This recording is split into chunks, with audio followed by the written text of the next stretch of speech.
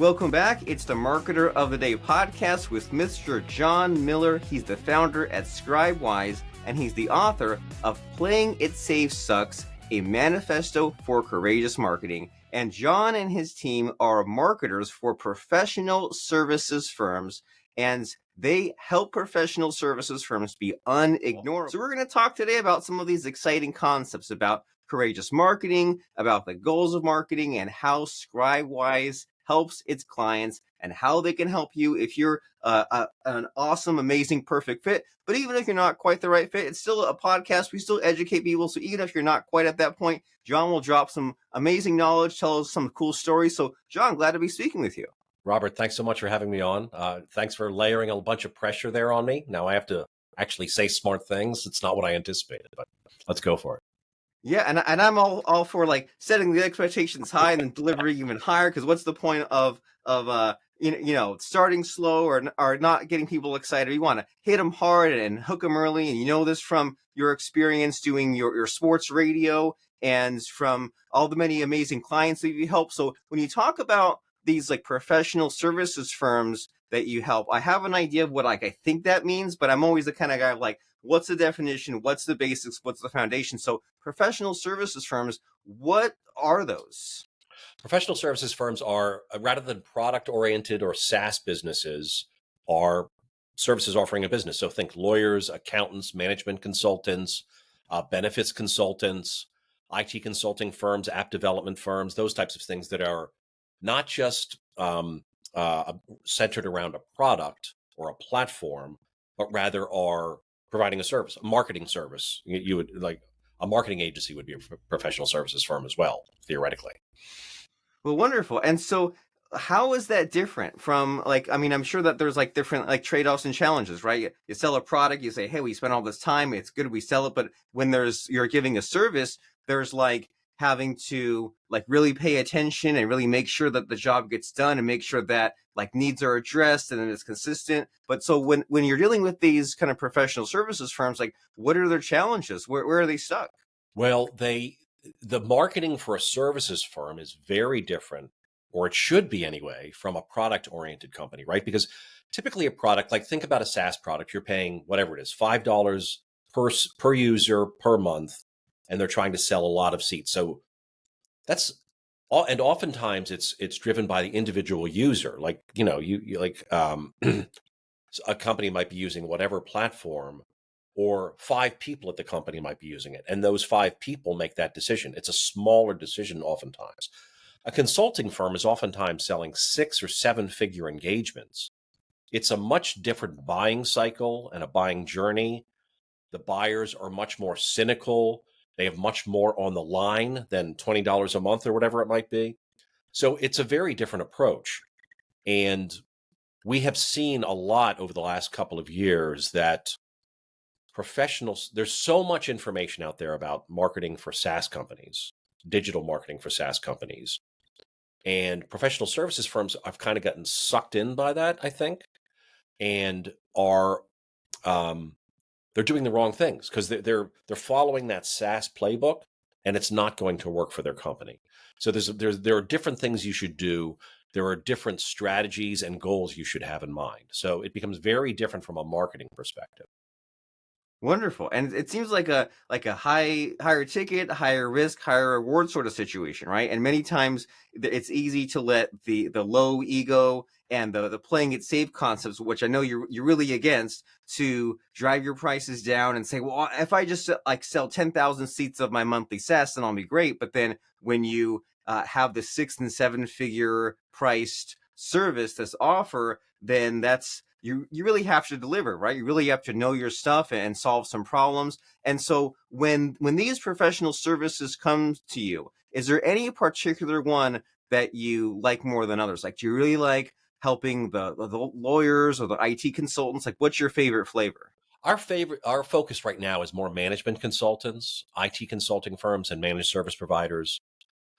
Benefits consultants as well are a good fit for us. Those are really the 3 areas we primarily focus on. But a service business, any service business, is selling their expertise. And so that really aligns well with what we do well, which is help our clients create thought leadership. Because thought leadership is really kind of your gift to your industry. It's almost free consulting. It's not customized to a client yet, but you have to demonstrate your thinking and your smarts. That's how you're going to, that's what marketing is in professional services to me. It's about demonstrating how you think, because that's what you're getting hired to do ultimately. How you think is why you're getting hired. So you have to demonstrate that in public. And that helps. So putting thought leadership helps to generate demand and build your brand, which makes the sale ultimately much easier. And so when you mention thought leadership, what comes to mind are the LinkedIn posts, the podcasts like you're doing now, the YouTubes, the Reels, the speaking engagement. But when you say thought leadership, what does that mean? LinkedIn is a huge piece of it. LinkedIn and social media. Video is more and more important. Video is great, as you know, because it's not just words on a page, but you're actually seeing the person, and you feel like you get to know them a little bit over time. We do a lot of written thought leadership as well, so bylined articles and blog posts and those types of things that are not salesy, not promotional, but it's like, here's how we approach problems. Here's what we think about this emerging trend, those types of things. So we really help to pull that out of our clients and then distribute it into the world wherever it should be. And do your clients ever give you any sort of pushback? Because it's like, well, creating the content, it's kind of like counterintuitive, isn't it? And you kind of have to like push your brain to do it because there's no immediate reward. And I tell myself like it's a good habit to be, making the TikToks and making the written LinkedIn posts, especially because if I have some like success with a client, I can talk about that in sort of, like vague terms and then attract more of what I'm getting. And I also know that if I am working on like a marketing sequence or if I'm working on a prospect and they're close, then I can kind of like bring this other content to their attention. So I know that it's valuable. I know that it is not worthless, but in the moment when you're doing it, it feels very like low priority, doesn't it? It feels kind of like a distraction compared to the day to day, putting out the fires, getting like working on your sales. And so do your clients ever come to you with these sorts of objections saying like, well, why do I have to like, post on LinkedIn? I have other stuff to do. Absolutely. um, it's a very interesting conversation to have, right?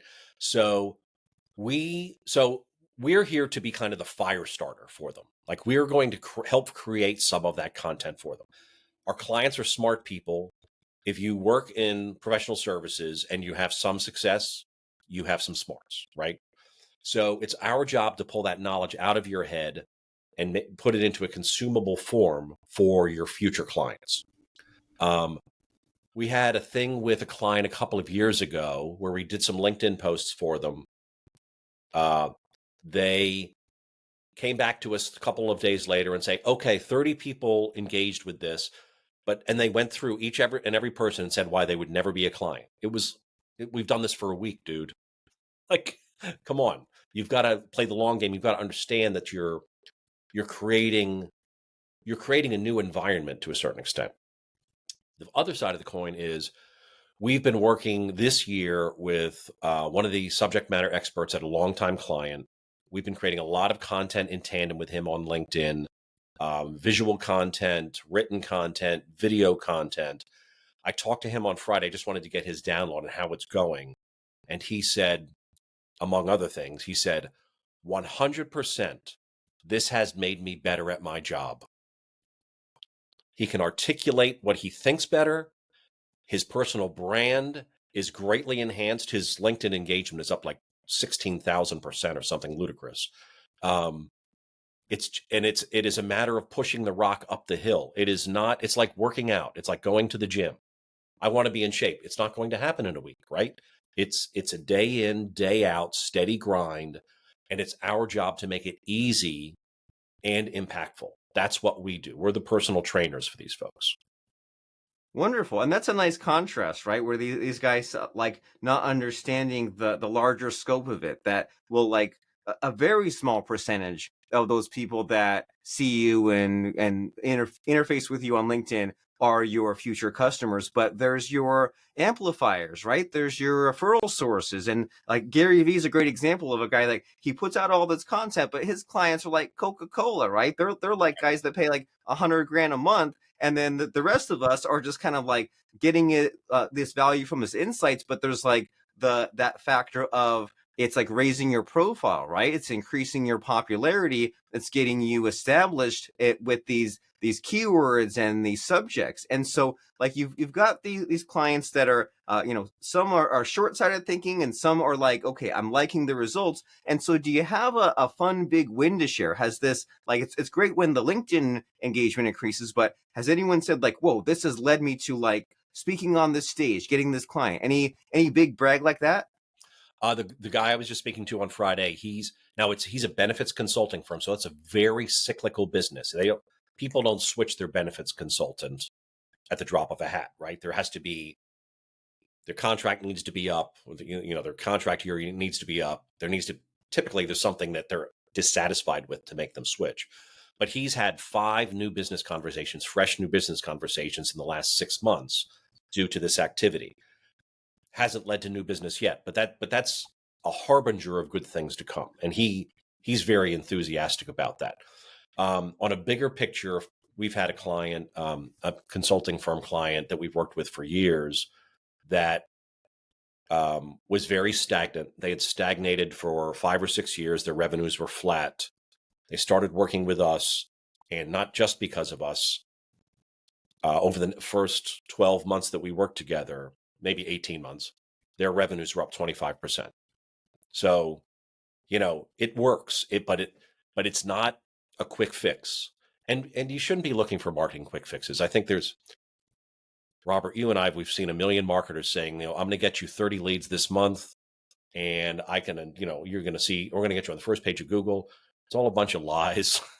They're just a bunch of hucksters. And we don't operate that way. And I don't think anybody should operate that way. I think, especially in professional services, it is a long sales cycle. I mean, no one's going to drop $500,000 on a management consulting firm. I mean, that's a leap of faith they're taking. So marketing's job is to make that leap of faith a little less daunting. So our job is to build trust on behalf of our clients, so that people are more comfortable making that leap. Wonderful. Build that trust. And so when people are like putting out this kind of thought leadership stuff, I imagine that maybe there are some missing pieces, right? And some people that maybe they don't go about it correctly. And like you said, there's the hucksters and there's the making the promises, all these things that are unpredictable. But like, for example, sometimes you see people that like they put out really great stuff on LinkedIn and I'm like, man, I want to join their email list. I want to go to the website. And sometimes there's something missing. And so when you see other people, because like thought leadership is all around, when you see these people on LinkedIn and you see people that are maybe not your clients and they're putting in all this daily activity, they clearly have a team, but there's like the missing pieces. Like, what are people missing these days with this thought leadership idea? I think there is an impatience, and I get that, right? We need new business now. Everybody feels that pressure, and it's been a crazy couple of years. Everybody feels the pressure to get points on the board. And that's not how buyers react or behave. I also think that marketers as a general population over the last decade and a half have become so obsessed with keeping score, because all of a sudden for eons we couldn't, and then all of a sudden we could keep score because of the internet. We could do some type of attribution and say they clicked on this and then they clicked on that and then they became a client.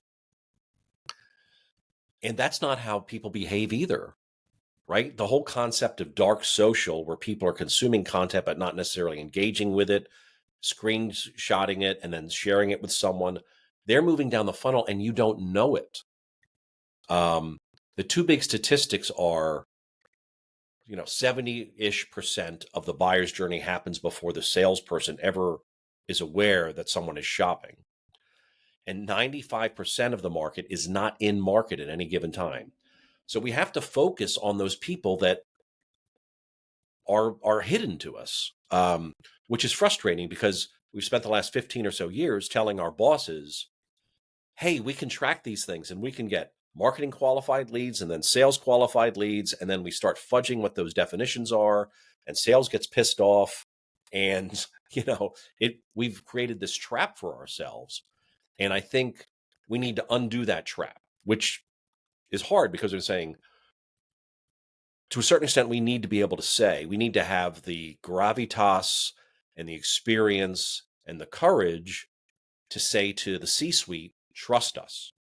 This is the way this works, and it will work. But it's not going to happen this month.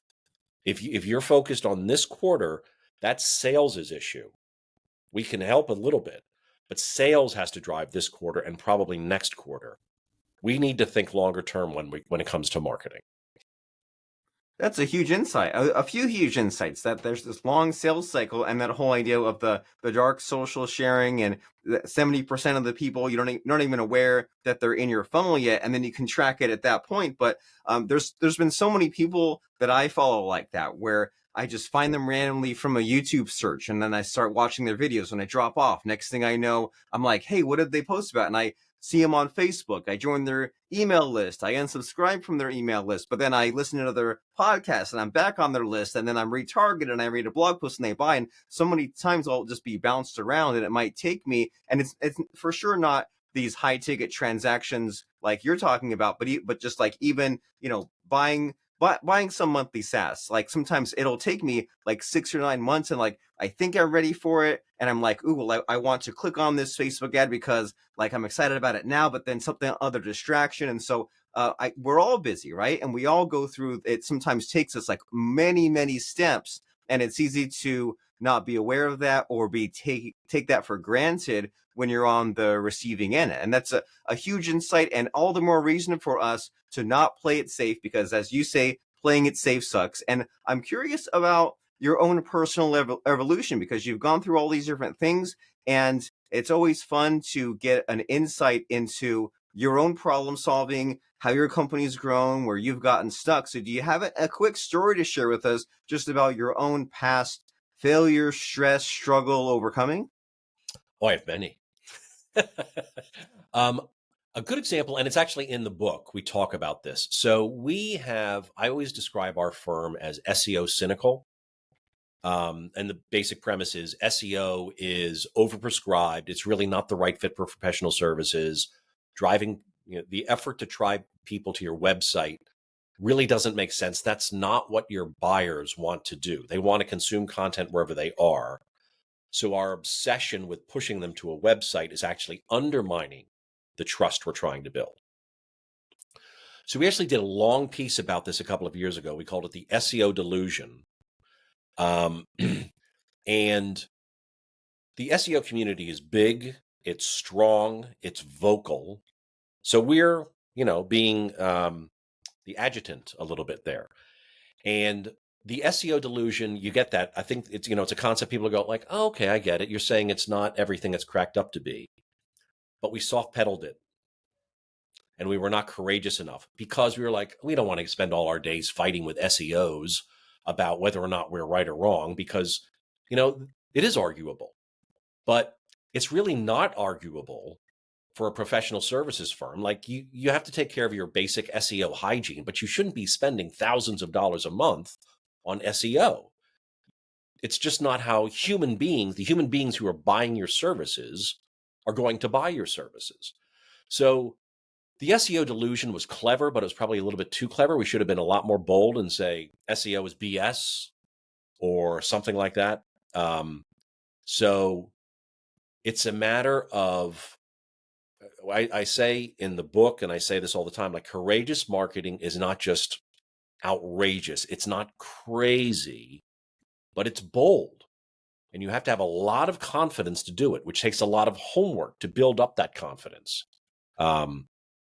So I think, we got some attention when we put out the SEO delusion. We should have gotten more, and it's because we wimped out a little bit.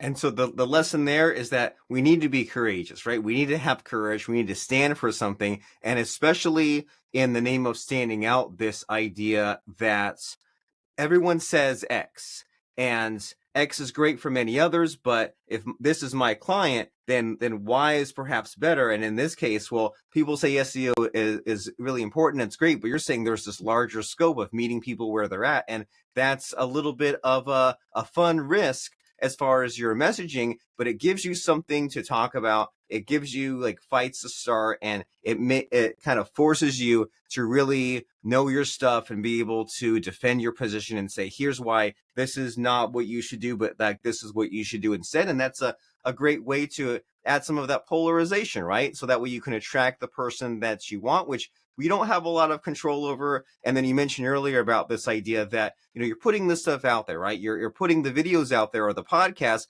and there are people out there that like are listening to you, and that like they know you so well, but you don't even know that they exist because it's kind of this one way trip. It's kind of like back when you're doing your radio stuff. There's people that probably tuned into you all the time and like got to know you kind of in a weird way because they've never met you and yet they know you. But if a prospect is in that position where they've been spending all these months kind of learning about like the benefits consultant, things like this, and they are like kind of pre-educated about what questions they should ask you and what you stand for, man, by the time it gets into the marketing and that sales call, if they're already pre-trained in that way, that's a very great place to be. And so you've shared some really cool and amazing ideas for us. And the point of this podcast is to give people a taste, get them interested, get them excited, and send them over to that next step. Because as you said, it's not always do a search on Google, SEO, go to the website. This is one of those other paths, right? They somehow found this podcast. They go to check out the Playing It Safe Sucks book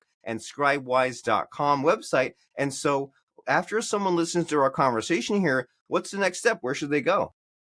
Our website's a great place to go. Scribewise.com is the best starting point, and you can find everything you need there. You can get access to the book. Playingitsafesucks.com is actually, shockingly, was an available URL. And we do have that so that you can get access to the book there, and you can find it on Amazon as well. And you can connect with me on LinkedIn, John Miller from Scribewise. There's obviously a million John Millers on LinkedIn, but any of those places is a great place to connect. And the way I found you on LinkedIn was just John Miller Scribewise, and that sets you apart, that differentiates you from the rest. And we said the book is Playing It Safe Sucks, which argues that following the same old marketing strategies will not lead to success. So instead, you embrace risk, you take a leap of faith in your marketing efforts. And then on that Scribewise website you mentioned, SCRIBEWISE.com, they talk about on the blog, especially these ideas of thought leadership that stands out and demand generation before lead generation on LinkedIn, all these things that we might have heard a little bit, little blips on the radar, but need to read and take a deep dive and take it seriously and kind of like expand our reach, our influence, and build those really cool prospects. So we gave those 3 calls to action, right? Scribewise, Playing It Safe Sucks, and John Miller on LinkedIn. And it seems like when there's a podcast guest, they especially prefer the LinkedIn route because that way you can just go and find him directly, click the connect button, click the message button, and just start talking to John and say, hey, I like what you said on the podcast. Here's my professional services business. I could really use some help in rising above just the SEO, or I don't like the stagnation we're currently at. We want some new actions to get some new results. And so as people are going to LinkedIn and searching John Miller Scribewise to find you directly, I like to end these conversations, John, with a bang instead of a whimper by putting my guests on the spot a little bit and asking for a fun quarter lesson that has helped you that might help us. So what comes to mind as far as a fun quarter lesson to end our conversation? A quote that I love is from the Navy SEALs, and I am not a Navy SEAL, was not a Navy SEAL, but one of their mantras is slow is smooth and smooth is fast. And it kind of gets to what we were just talking about, Robert, which is that there is oftentimes such a rush to like prove ROI. But the idea is that if you go slowly and you do things in the right order, which means, let's start and make sure that we have all of the assets we need. Is our messaging as sharp as it could be before we just start blasting out videos or tweets or whatever the heck we're doing? Because a lot of times, especially people in-house who are not marketers, are very tactical. We need video. And then I always ask, why? And there's no why. It's because everybody else is doing video. I'm like, that's not the right answer. There are rational reasons to need video, but we need to back up. And people get very impatient with that. They want to, you shouldn't spend, 12 months planning, but you do need to have the requisite time to make sure everybody's pointed in the right direction. Everybody knows their role. Everybody knows what the message is, all of those things. So slow is smooth and smooth is fast. Very nice. It's all about attention and focus, right? That slow doesn't have to mean lazy. It means that you're covering the angles, covering the basics, putting some actual thought into your plan, sharpening your action, all those other metaphors. So I love that. Right. Slow is smooth and smooth is fast. And as we're considering that, thinking about that, applying that, go find John Miller from Scribewise on LinkedIn, scribewise.com, and Playing It Safe Sucks, a manifesto for courageous marketing. Get it on Amazon right now. Run, don't walk to go get it. So, John Miller, glad to be speaking with you. Thank you. Robert, great to be with you today. Thanks so much.